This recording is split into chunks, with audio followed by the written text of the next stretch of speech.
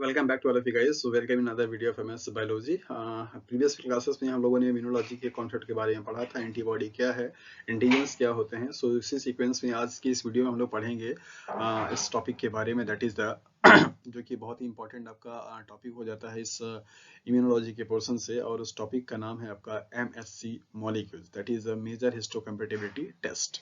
उससे पहले अगर आप केवीएस पीटी बायोटेक्नोलॉजी की प्रिपरेशन कर रहे हैं और अगर आप मॉक टेस्ट ऑनलाइन सीरीज से जुड़ना चाहते हैं या ऑनलाइन क्लासेस से जुड़ना चाहते हैं तो आपको इस नंबर पे कॉल करना है 8318917792 पे। और आप कॉल करके अपनी क्वेरीज जो भी होगी आप उसको पूछ सकते हैं कि मॉक टेस्ट सीरीज का क्या शेड्यूल रहेगा, ऑनलाइन क्लासेस के लिए क्या अवेलेबिलिटी रहती है। ये सारी जो आपके कॉमन से जो रिगार्डिंग आपके इसके प्रॉब्लम्स होते हैं, उन प्रॉब्लम्स के आपके सवाल के आंसर वहाँ पे दिए जाएंगे। ओके, सो आज की क्लास में हम लोग पढ़ेंगे एमएससी मॉलिक्यूल्स के बारे में। तो एमएससी मॉलिक्यूल्स क्या है, उसका सिग्निफिकेंस क्या है, कहाँ से सवाल आ सकते हैं, किस टाइप का सवाल आपसे बनता है, ये सारी चीजें हम लोग इस वीडियो में देखेंगे। सो स्टार्ट करते हैं। एमएससी मॉलिक्यूल्स का इसका फुल फॉर्म होता है मेजर हिस्टोकम्पैटिबिलिटी कॉम्प्लेक्स। इस मॉलिक्यूल्स का आपकी बॉडी में सबसे जो इंपॉर्टेंट रोल है वो क्या है, दैट इज द यही वो सेल्स है जो कि आपके बॉडी के सेल्स को और बाहर की जो सेल्स होती हैं उनको क्या करता है, पहचानने का क्या करता है, काम करता है। दैट मीन्स इसका मेजर जो प्राइम रोल है वो क्या करना है, सेल्फ और नॉन सेल्फ जो सेल्स होती हैं उनको पहचानने का क्या करता है, काम करता है। मीन्स व्हाट, आपकी बॉडी में अगर कोई भी बाहर का पार्टिकल जिसे आप फॉरेन पार्टिकल बोलते हैं अगर वो एंटर करता है तो ये एमएससी मॉलिक्यूल ही है जो कि सिग्नल देता है, इस बात को बताने का काम करता है कि ये वाला जो पार्टिकल हमारी बॉडी में एंटर किया है वो हमारी खुद के बॉडी का नहीं है, ये बाहर की बॉडी का है। तो अगर उसका नेचर एंटीजन वाला होगा तो उसके लिए क्या करेगा, स्ट्रेटेजी बनाएगा और सिस्टम को एक्टिवेट करके उसको मारने का क्या करता है, काम करता है। तो MSC molecules has a important role to recognise self and non self cells. किसी भी मॉलिक्यूल्स का जब आपकी बॉडी में एंटर होगा तो उसे रिकॉग्नाइज करने का जो काम करता है वो कौन करेगा, that is the MSc molecules, right. तो एमएससी मॉलिक्यूल्स से पॉसिबली क्या क्या सवाल आपसे पूछे जाते हैं यहाँ पे आप देखिए। और एमएससी मॉलिक्यूल्स के बारे में आपको बताया गया कि ये सारे के सारे जो वर्टिब्रेट्स होते हैं उनके बॉडी में ये पाया जाता है। मतलब ये एक प्रोटीन होती है और इस प्रोटीन्स को कोड करने वाले जो जीन होते हैं वो जीन सारे के सारे ऑल वर्टिब्रेट्स में क्या होता है, प्रेजेंट होता है। और एमएससी का फुल फॉर्म है मेजर हिस्टोकम्पैटिबिलिटी कॉम्प्लेक्स। और ये इंपॉर्टेंट रोल प्ले करता है self and non self recognition में, जैसा कि मैंने आपको स्टार्टिंग में बता दिया कि आपको यही बताने का काम करता है कि हाँ कौन सा मॉलिक्यूल्स या कौन सा पार्टिकल, कौन सा सेल्स आपके बॉडी के है और कौन सा आपका फॉरेन है। और जब यही रिकॉग्नाइज करने की जो एबिलिटी होती है अगर आपकी बॉडी की लॉस हो जाती है तो उस कंडीशंस को आप बोलते हैं ऑटो इम्यूनिटी डिजीज। मींस अब आपकी बॉडी इस कंडीशंस में नहीं है कि वो ये पहचान पाए कि कौन सा सेल्स आपके बाहर का है और कौन सा सेल्स आपके बॉडी का खुद का है। तो अपनी ही बॉडी के प्रोटीन्स को, अपनी ही बॉडी के मॉलिक्यूल्स को एज अ फॉरेन मॉलिक्यूल्स क्या करता है, ट्रीट करना स्टार्ट कर देता है और उसके खिलाफ में एंटीबॉडी बनाना शुरू कर देता है। उसी कंडीशंस को आप बोलते हैं ऑटो इम्यूनिटी डिजीज।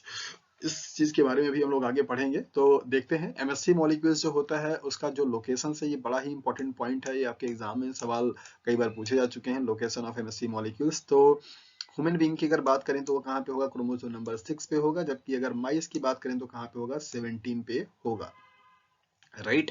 17 एंड 6 याद रखिए, ह्यूमन के केस में 6 और माइस के केस में 17। और ये इसका नेचर कैसा है, पॉलीमार्फिक नेचर होता है। पॉलीमार्फिक का मतलब होता है कि सिंगल काइंड ऑफ जीन का जब कई सारे मल्टीपल क्या हो आपके फॉर्म्स पाए जाएं और स्टेबल फॉर्म हो, मतलब वो ऐसा ना हो कि हाँ अभी आज दिख रहा है कल नहीं दिखेगा, स्टेबल हो, तो ऐसे फॉर्म को आप क्या बोलते हैं, पॉलीमॉर्फिक फॉर्म।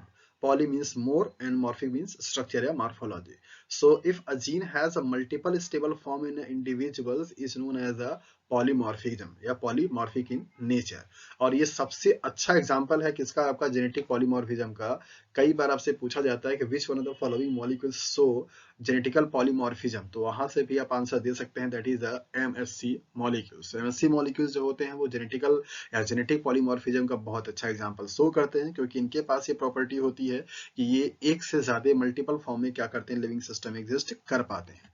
तो आपके इनका नेचर कैसा होता है, कोडोमिनेंट। ये पॉइंट आपसे काफी इंपॉर्टेंट बन जाता है और यहाँ से सवाल आपसे बनते हैं। कोडोमिनेंस का मतलब होता है कि सपोज अगर आपका एक जीन ए है, दूसरा जीन आपका बी है, और अगर ये दोनों ही आपके आपस में इंटर होते हैं तो यहाँ पे जो जीन आपका प्रोजेनी बनेगा दैट इज ए बी।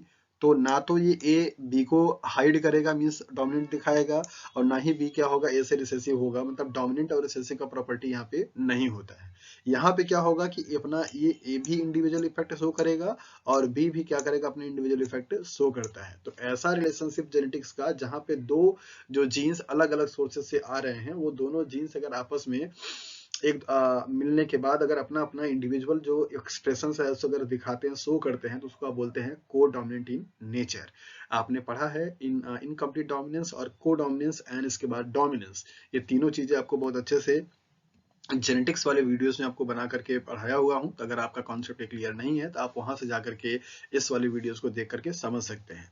तो जो एमएससी वाले जो जीन होते हैं उनका नेचर कैसा होता है, कोडोमिनेंस होता है। मतलब अगर एमएससी का जो जीन है, अगर वो जीन का सेगमेंट अगर आपके मदर से आता है, अगर आप फादर से आता है, तो दोनों अपना अपना क्या करते हैं, एक्सप्रेस आउट करते हैं, राइट।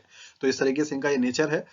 एमएससी मॉलिक्यूल्स का जो क्लासिफिकेशन होता है वो बेसिकली 3 टाइप्स के होते हैं, लेकिन बायोलॉजिकली 2 सिग्निफिकेंस होते हैं। तो इसके लिए आपको यहाँ पे दिया गया कि एमएससी मॉलिक्यूल्स 2 टाइप्स के हो सकते हैं, MSc molecule first and MSc molecule second. यहाँ से सवाल आपसे बनते हैं कि ये कहाँ कहाँ पे पाए जाते हैं, क्या इनका रोल होता है। तो एमएससी मॉलिक्यूल जो फर्स्ट होता है वो सारे जितने भी आपके न्यूक्लिएटेड सेल्स होते हैं उन सारे सेल्स पे क्या होता है, ये पाया जाता है।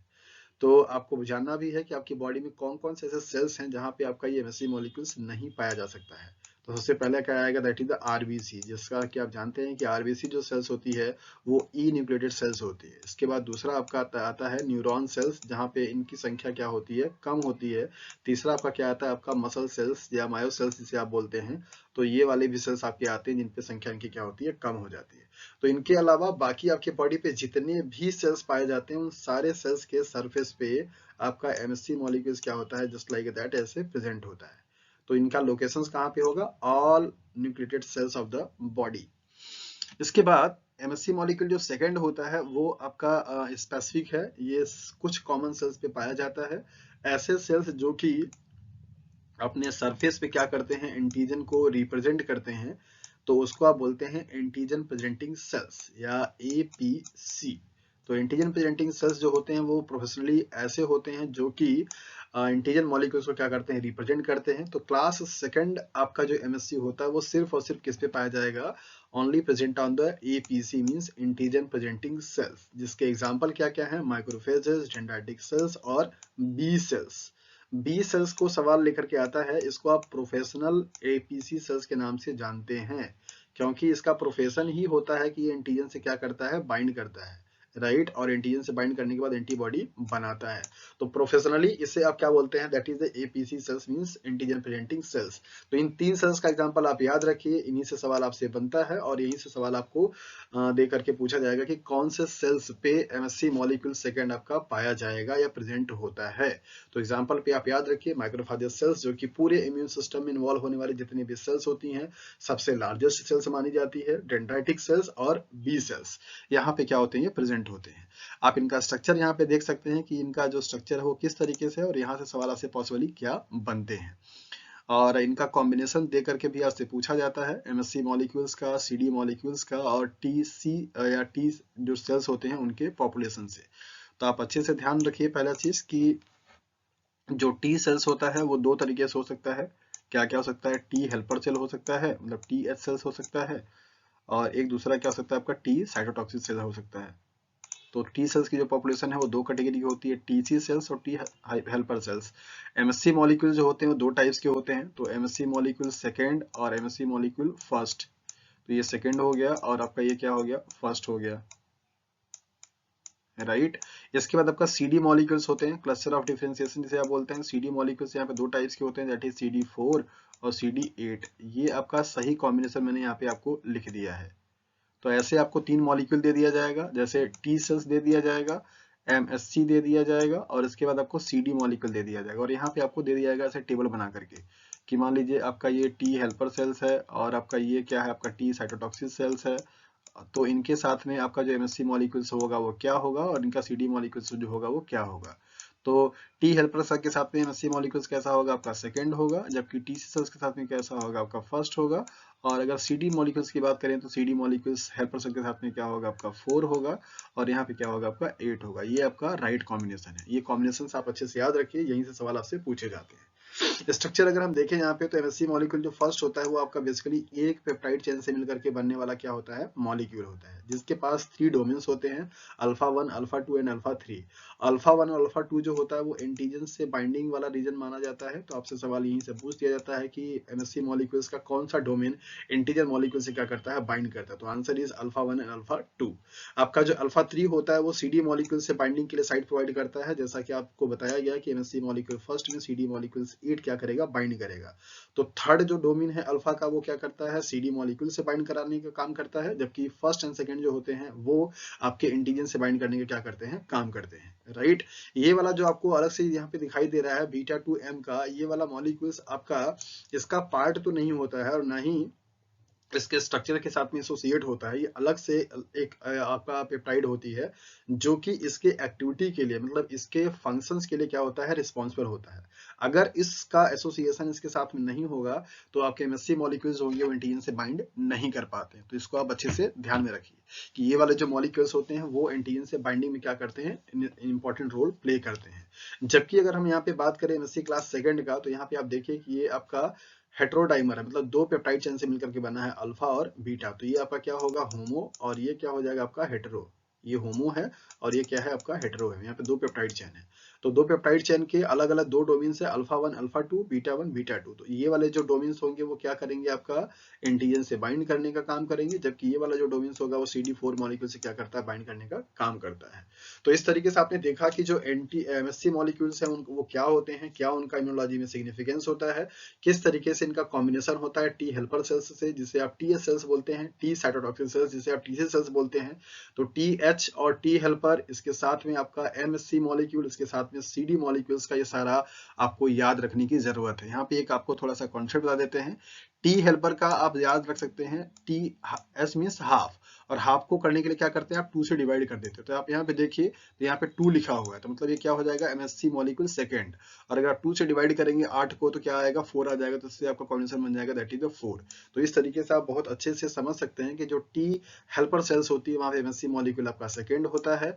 और अगर आप 8 वाली वैल्यूज को 2 से डिवाइड करेंगे क्या आएगा, 4 आएगा। तो सीडी मॉलिक्यूल्स क्या होगा, आपका 4 हो जाता है। तो ये कॉम्बिनेशन आप अच्छे से याद रखिए। और बाकी आपका टीसी सेल्स के लिए आपका एमएससी मॉलिक्यूल फर्स्ट होगा और सीडी मॉलिक्यूल्स क्या होंगे, 8 होंगे। यहाँ से सवाल आपसे पूछे जाते हैं, तो अच्छे से आप इसको ध्यान में रखिए और यहाँ से आपके सवाल एग्जाम्स में आते हैं। तो एमएससी मॉलिक्यूल फर्स्ट जो होगा सारे सेल्स पे प्रेजेंट होगा, सिर्फ और सिर्फ आरबीसी या न्यूरॉन सेल्स या माइलोमा मसल सेल्स को छोड़ करके। जबकि आपके जो सेकंड क्लास ऑफ एमएससी होंगे वो सिर्फ और सिर्फ APC means antigen presenting sales पे क्या होंगे, प्रेजेंट होंगे। So that's all for the MSc molecules and thank you for watching this video. If you like this video, so please hit the like button and subscribe my channel and also share this video to your friends because sharing is caring. So आज के लिए इतना ही।